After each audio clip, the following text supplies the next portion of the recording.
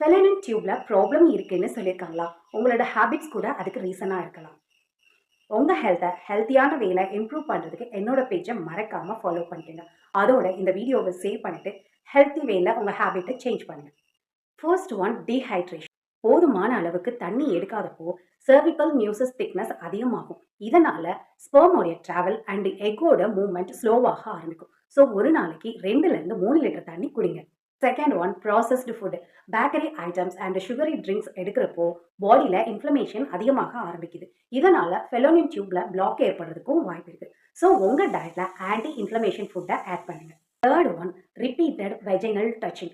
Excessive intimate வாஷை use பண்ணுறப்ப healthy bacterias அழிஞ்சு போயிடும். அதனால யூட்ரஸ் அண்ட் ஃபெலோனின் டியூப்ல இன்ஃபெக்ஷன் ஸ்ப்ரெட் ஆகி பிஐடின்னு சொல்லக்கூடிய பெல்விக் இன்ஃப்ளமேட்டரி டிசீஸ் கிரியேட் ஆகிடும்.